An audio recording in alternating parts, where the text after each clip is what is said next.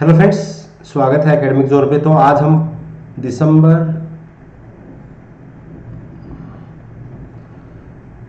2013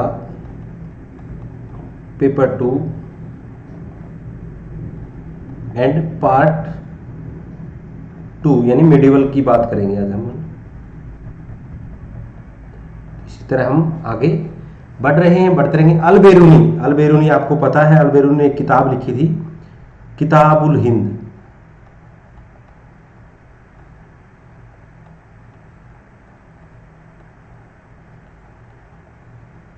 है ना। अल बेरूनी कन्नौज अभियान यानी 1017-18 में कन्नौज अभियान के दौरान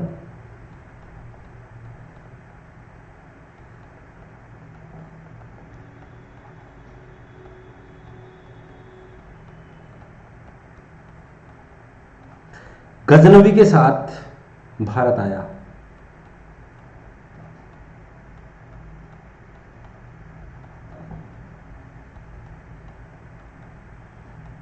है ना। और किताबुल हिंद को क्या कहा जाता है? 11वीं सदी के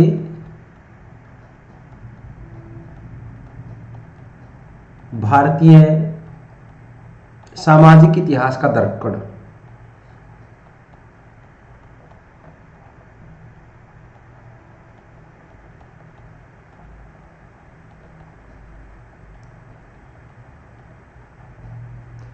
भारतीय सामाजिक इतिहास का दर्पण किसे कहा जाता है? किताबुल हिंद को कहा जाता है। अल बेरूनी वैदिक साहित्य को पढ़ने वाला पहला मुस्लिम है। वैदिक साहित्य को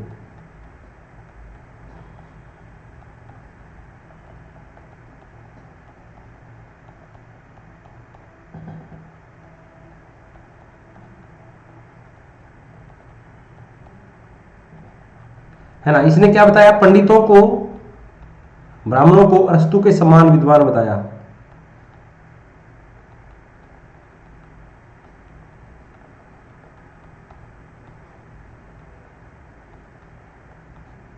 ठीक है, तो चलिए क्वेश्चन पढ़िए। अल बेरूनी के अनुसार अंत्यंश कौन थे? अंत्यंश कौन थे अल बेरूनी के अनुसार? अंत्यंश कौन थे?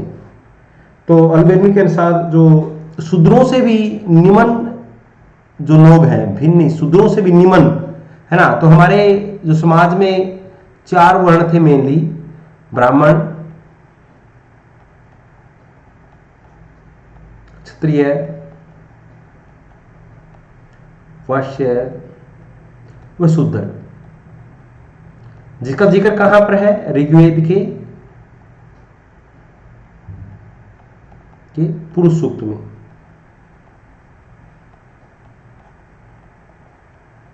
जो कि 10वें मंडल में है,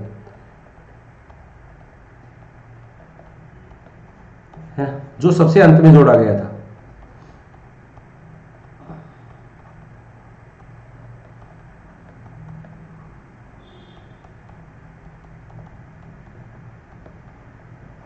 ठीक है, तो ये मतलब शूद्र तो सबसे निम्न श्रेणी बताई गई है, फिर शूद्रों से भी नीचे कहते हैं कि शूद्रों के साथ ही बहुत बुरा व्यवहार उस समय के समाज में किया जाता था। तो जो श्रेणी शूद्रों से भी नीचे है तो उसके साथ तो बहुत बुरा व्यवहार किया जाता होगा। तो इनको अल बेरूनी ने क्या कहा है? इन्हें क्या कहा जाता था? अल्लम गल्लम कहा जाता था। इन शूद्रों से जो नीचे जो आते थे उनको 8 संघ थे, उनको अल्लम गल्लम कहा जाते थे। अल्लम गल्लम क्या कहते थे इनको? अल्लम गल्लम कहते थे इनको। क्या कहते थे इनको? अल्लम गल्लम कहते थे। इनमें कौन कौन शामिल होते थे? धोबी, इनमें धोबी शामिल थे, मोची, है ना, जादूगर और मछुआरे,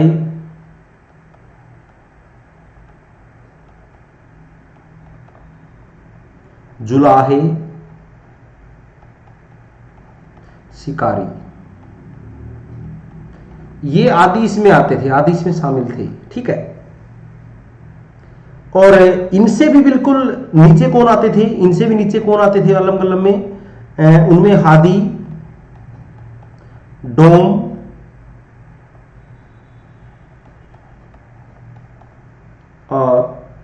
चंडाल और भगातु, वह भगातु, ये सबसे निम्न थे, सबसे निम्न।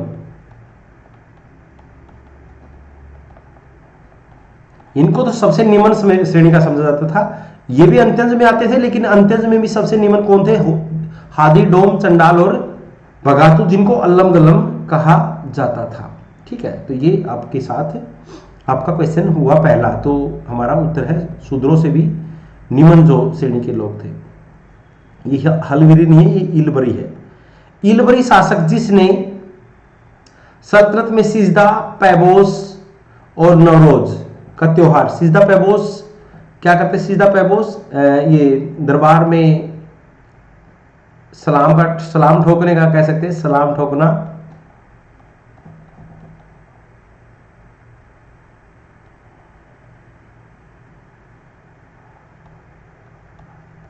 है ना, मतलब सुल्तान के पांव छूना,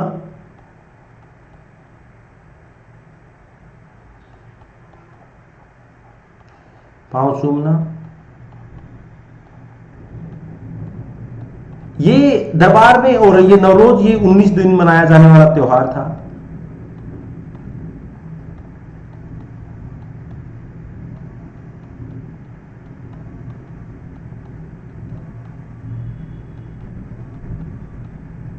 है ना, 19 दिन मनाया जाने वाला त्योहार था ये। इसमें क्या होता था?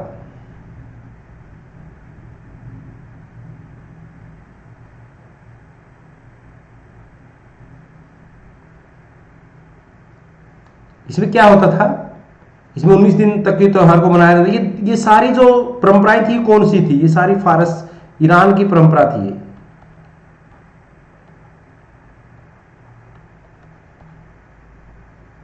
सारी क्या थी? ईरान की परंपराएं थी। अब इसमें क्या था कि ऐसा क्यों किया? किस शासक ने किया? ऐसा बलबन ने किया था। बलबन क्या चाहता था? सुल्तान की खोई गरिमा को स्थापित करना चाहता था ना।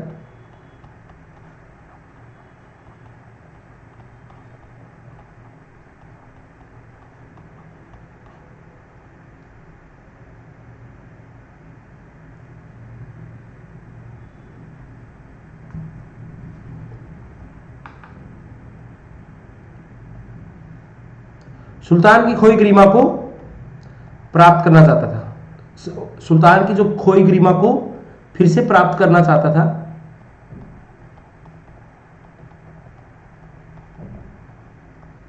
क्योंकि 1236 से लेकर, यानी इल्तुतमिश की मृत्यु से लेकर 1266 तक 30 वर्ष का काल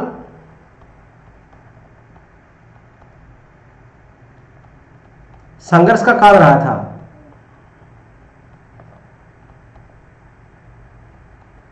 सुल्तान और अमीरों के बीच में।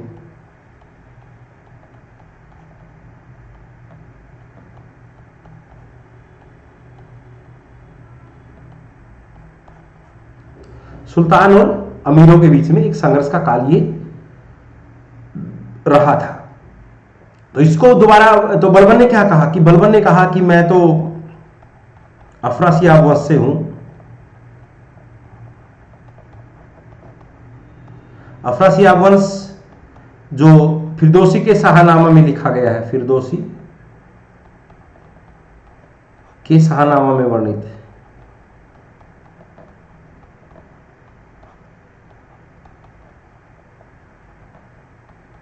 ना, उससे हूं, तो मैं ऐसी ही परंपराएं यहां पर उसने दरबार में लगाई। उसने दरबार में सबका हंसना हंसाना बंद कर दिया और वो बहुत सी सीरियस मुद्रा में दरबार में बैठता था। ठीक है, तो ये था। तो ये बैराम साहब को सम देख के आपको आ जाता है। 1240 से लेकर 1242 तक सुल्तान रहा, है ना। इसने क्या किया?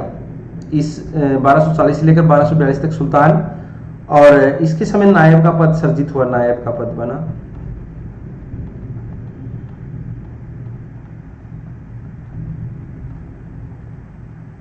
और साथ ही साथ मंगोलों का पहला आक्रमण हुआ।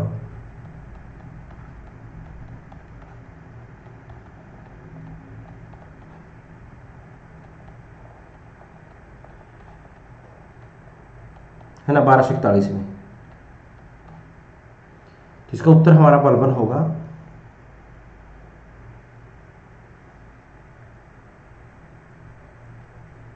नीचे दो वाक्य दिए गए हैं, एक को कथन दूसरे को कारण कहेंगे।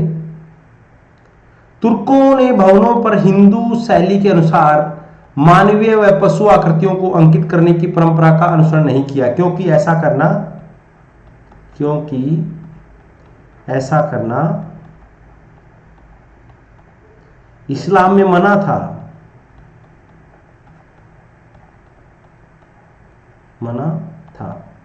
ठीक है, ठीक बात है, मान गए।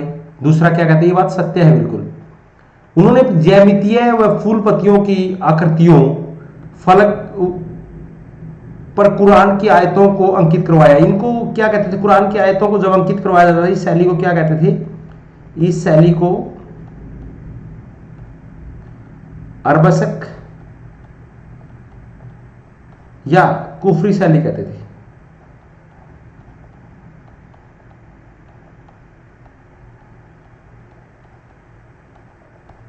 है ना, तो ये भी सत्य है, मतलब दोनों, ये सत्य भी है और व्याख्या भी है।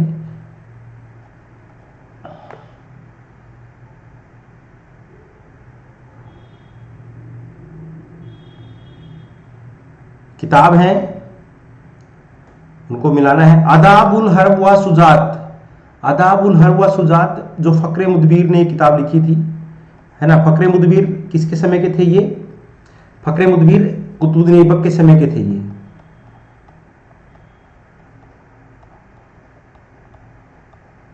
उसके दरबार में थे और पहले मुस्लिम राजनीतिज्ञ भारत में। और उसके बाद तबकाते नासिरी मिनहाज ने लिखी है ना। मिनहाज ने नासिरुद्दीन मोहम्मद को डिवोट की थी ये किताब, है ना। उसको भला सुल्तान कहा, भला हुआ आदर सुल्तान कहा।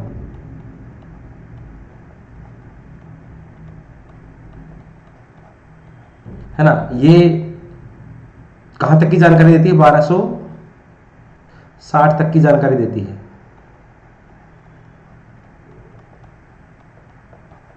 इसने 25 तुर्क अमीरों की जीवनी दी है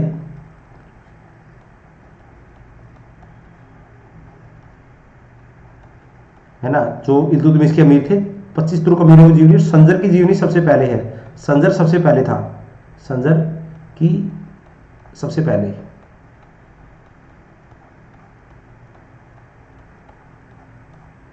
ठीक है, तारीखे जहां गुसा ये अता मलिक जुवैनी की किताब है। और तारीखे फिरोशाही तो जियाउद्दीन बर्नी की है, जो जेल में लिखी गई थी। जेल में लिखी, क्यों लिखी, फिरोज शाह तुगलक को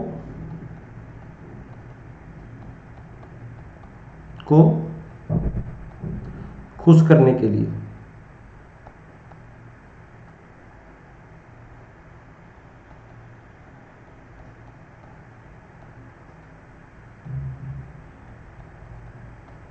है ना, जेल में लिखी फिरोज शाह तुगलक को खुश करने के लिए, है ना। तो उसने कहा कि फिरोज शाह तुगलक के समय कभी अकाल नहीं पड़ा, सभी खुश थे, है ना। वो तो बड़ा आदर्श सुल्तान था, दिल्ली सल्तनत का आदर्श सुल्तान कहा इसको, है ना। तो हमारा इसमें क्या होगा, पहले का 1 का 5, 1 का 4 होगा, 2 का 3, 1 का 4, 2 का 3, तो उत्तर होगा बी।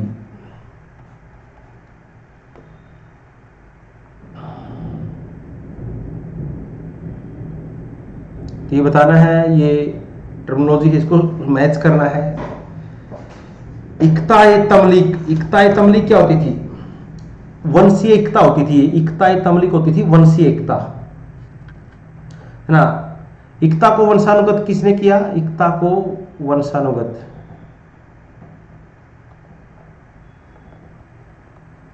फिरोज शाह तुगलक ने किया था।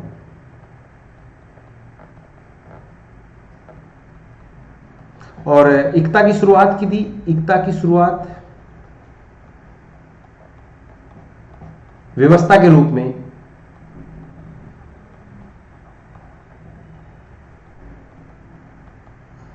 इल्तुतमिश ने,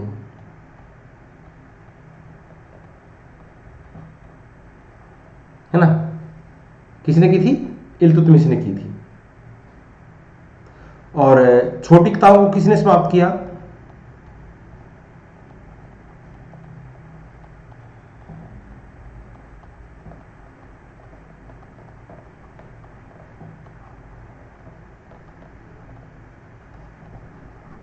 छोटी किताबों को किसने समाप्त किया? छोटी किताबों को अलाउद्दीन खिलजी ने।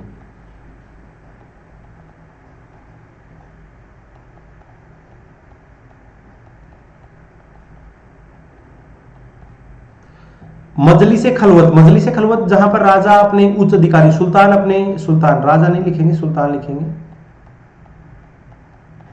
सुल्तान अपने उच्च अधिकारियों के साथ विशेष बैठक करता था।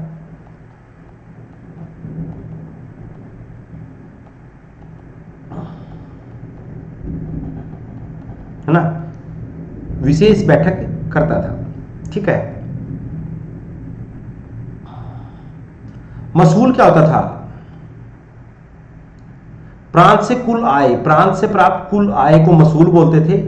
और इक्ताई तमलिक होती थी लघुकालिक फौजदारी इक्ता, लघुकालिक कुछ समय के लिए जो मिलती थी। तो हमारा उत्तर इसमें क्या बनेगा? इसको थोड़ा सा छोटा कर लेते हैं हम। तो 1 का फिर 4 है और उसके बाद 2 का 1 है और 3 का 3 है। तो बी उत्तर इसका हमारा फिर से बनेगा। सिकदार कौन होता था भाई? पहले तो सिक जो नामक इकाई थी,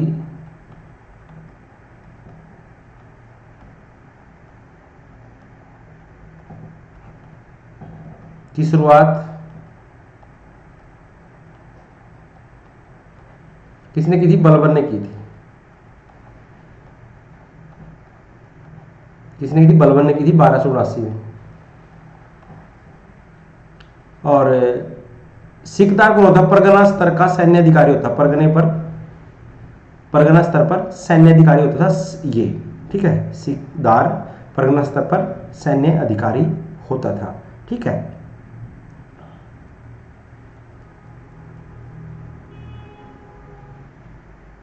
नीचे 2 वक्तव्य दिए गए हैं, एक को कथन दूसरे को कारण।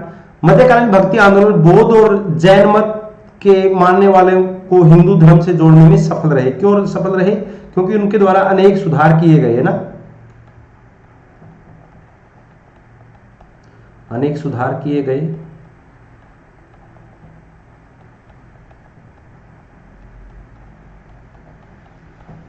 उनके द्वारा अनेक सुधार किए गए, है ना। तो जैसे मध्यकाल से पहले ही जो पूर्व मध्यकाल में शंकराचार्य ने क्या किया? चारों दिशाओं में 4 पीठ स्थापित किए, 4 पीठ स्थापित किए। और उसके बाद मध्यकाल के दौरान जो संत थे, ये बात सही है, जो संत थे उन्होंने क्या कोशिश किया कि समायोजन की प्रक्रिया में जनजाति के अनेक लोग हिंदू जाति प्रथा में सम्मिलित हो गए। क्योंकि अभी समानता का प्रचार किया गया, समानता का प्रचार हुआ।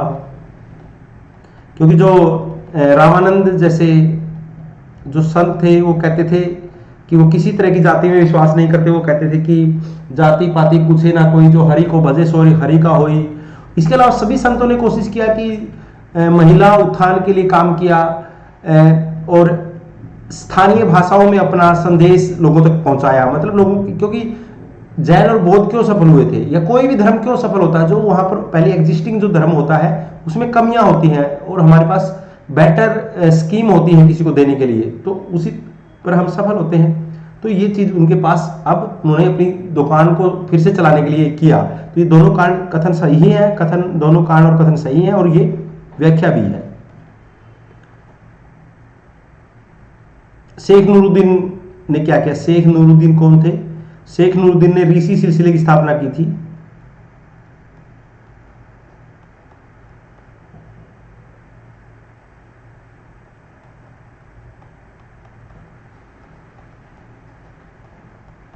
कहां पर?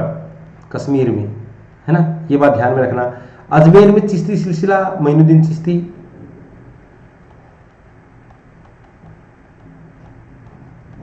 है ना। बिहार में बिहार जो किस कौन से पंथ का, कौन से सिलसिले का प्रमुख केंद्र था, वो फिरदौसियों का प्रमुख केंद्र था, फिरदौसियों का प्रमुख केंद्र था। यहाँ पर इसका नाम मैं बताता हूँ कि जो यहाँ पर प्रमुख संत थे वो थे सरफुद्दीन जाहिया मनेहरी।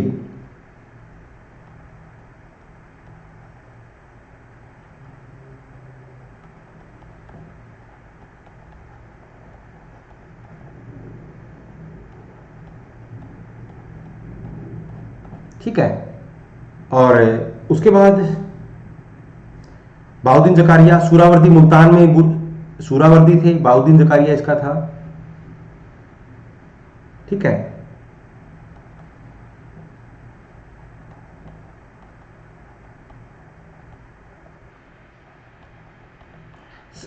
सबसे अमीर सूफी संत था ये।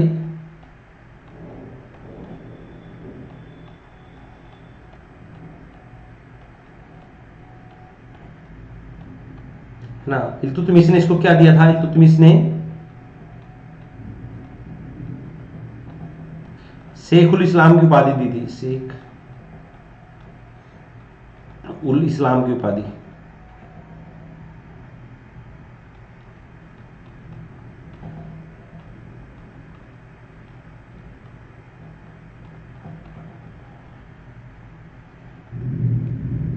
तो उसका उत्तर हमारा ये है। सल्तनत काल में उलेमा और सुल्तान के बीच संबंधों के संदर्भ में निम्न में से कौन सा कथन सही है? उलेमा को शरीयत से अधिकारों की प्राप्ति होती थी। बिल्कुल, उलेमा को यह माना जाता था कि उलेमा वर्ग को क्या कहा जाता है, धर्म का प्रमुख माना जाता था, है ना, धर्म के नेतृत्व करने वाला माना जाता था। उलेमाओं ने सुल्तान को दैवीय शब्दों की व्याख्या करने की आज्ञा नहीं दी। उलेमा ये कोशिश करते थे कि जो धर्म को किस तरह से सोसाइटी में लागू किया जाए, इसका नेतृत्व उलेमा करते थे। जब ये कहते हैं कि जब अलाउद्दीन खिलजी ने नए धर्म की शुरुआत करना चाहा तो उलेमा वर्ग ने उसका विरोध कर दिया, और इसी के कारण अलाउद्दीन खिलजी को पीछे भी हटना पड़ा, है ना। तो उलेमा को सुल्तान अपनी इच्छा अनुसार छोड़ नहीं सकता था। उलेमा को देखिए, अलाउद्दीन खिलजी ने उलेमाओं के प्रभाव को नकार दिया था, पर राजनीति का क्षेत्र से, है ना, राजनीतिक क्षेत्र से नकार दिया था, पर धार्मिक क्षेत्र से नहीं नकारा था। तो सभी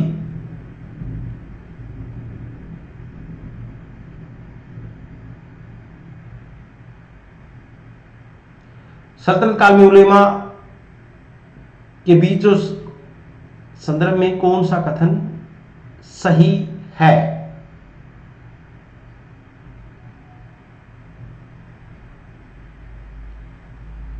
इसको हमें थोड़ा सा बैक से समझना पड़ेगा।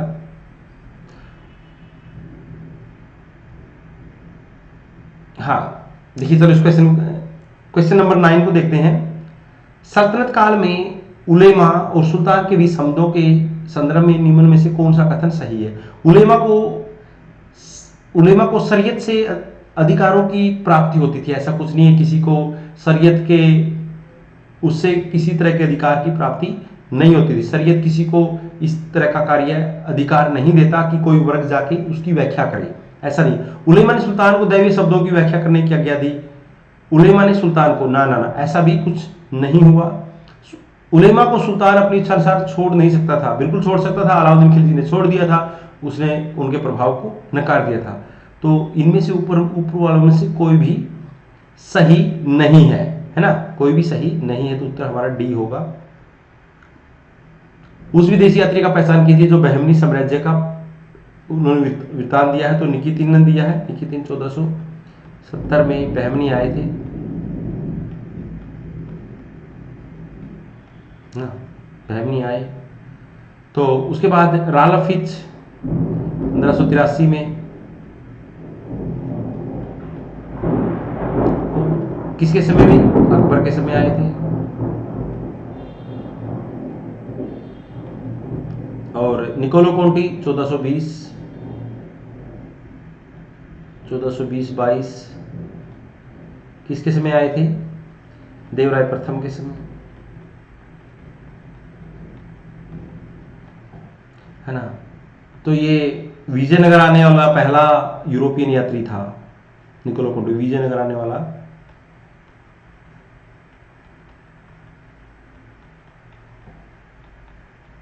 पहला यूरोपियन यात्री।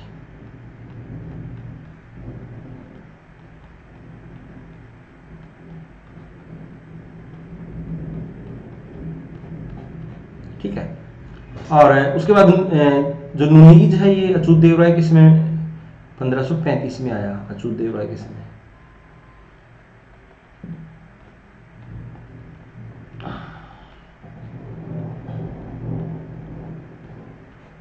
ठीक है, तो हमारा उत्तर ये है। मध्य एशिया का कौन सा नाम अरबी शब्द मारून नहर कहलाता था? उत्तर से बिल्कुल ट्रांसआक्सियाना। ट्रांसआक्सियाना को मारून नहर कहते थे अरबी शब्द में, ट्रांसआक्सियाना को ना। निम्न में से हुमायूं के संबंध में कौन सा कथन सही है? हुमायूं को खगोल शास्त्र और भूगोल में गहरी रुचि थी। बिल्कुल, खगोल शास्त्र और भूगोल में गहरी रुचि लेता था वो। हुमायूं ने शाही पुस्तकालय के लिए पुस्तकों का एक भारी संग्रह तैयार किया था, है ना, ये भी बात सही। वो पढ़ने का बड़ा शौकीन था, अफीम का भी शौकीन था। हुमायूं अपने सैन्य अभियानों पर अपने लिए किताबें लेके जाता था। क्या करके जाता था वो? अपने लिए किताबें लेकर जाता था साथ में। और कहते हैं कि तुर्की बाबरी के कुछ जो पेज हैं वो अभियानों के दौरान गायब हो गए थे। तो ये बात सभी सही है। दीन इलाही के रूप क्या था? दीन इलाही, दीन इलाही की शुरुआत 1583 अकबर के द्वारा की गई।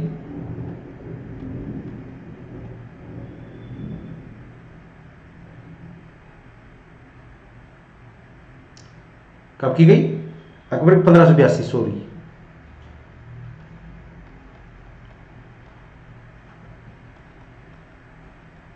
अकबर के द्वारा।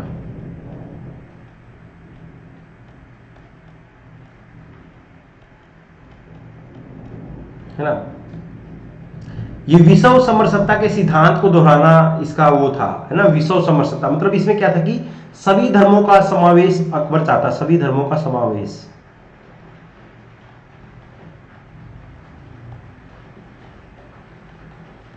इसके लिए अकबर ने क्या किया था? पहले 1575 में क्या किया था? 1575 में स्थापित क्या किया? इबादत खाना। और 1579 में इसको बंद किया इबादत खाने को। 1579 में मजर जारी किया। और 1582 में इसको बंद कर दिया, उसको इबादत खाने को बंद किया।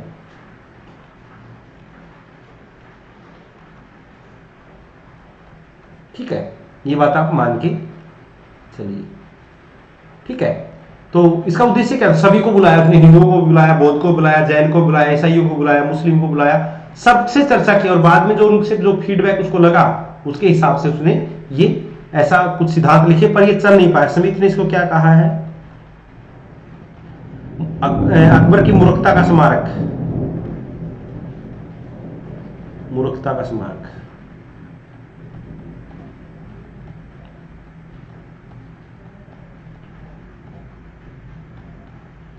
और इसमें केवल 18 लोग शामिल हुए, 18 लोगों ने स्वीकार किया।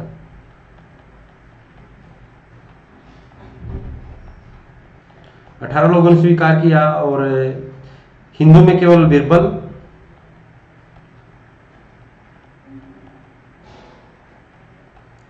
देन हिंदू में केवल बिरबल ने स्वीकार किया था। रविवार को ये स्वीकार किया जाता था, रविवार को।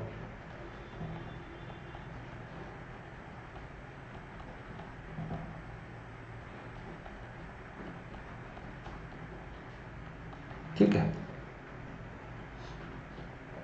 सामान्य आकलन के अनुसार 16वीं-17वीं शताब्दी में कितने प्रतिशत जनसंख्या निवास करती थी गांव में?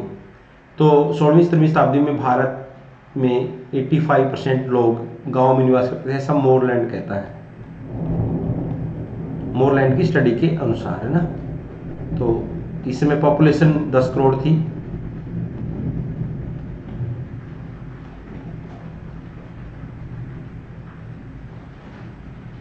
राठौड़ विद्रोह से संबंधित निम्न कथनों पर विचार किया। जसवंत सिंह के पुत्र पृथ्वी के निधन के फलस्वरूप राठौड़ विद्रोह हुआ ना। औरंगजेब ने इंदर सिंह को मारवाड़ का शासक बना दिया। यस, इसलिए हुआ।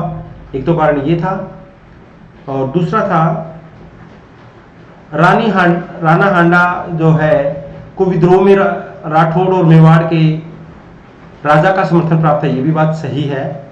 तो ये 2 और 4 ये बात सही है। तो आज का ये था हमारा फ्रेंड्स, और कल हम नेक्स्ट के साथ मिलेंगे और नेक्स्ट पे हम ऐसे ही चलते रहेंगे। तो अभी के लिए धन्यवाद।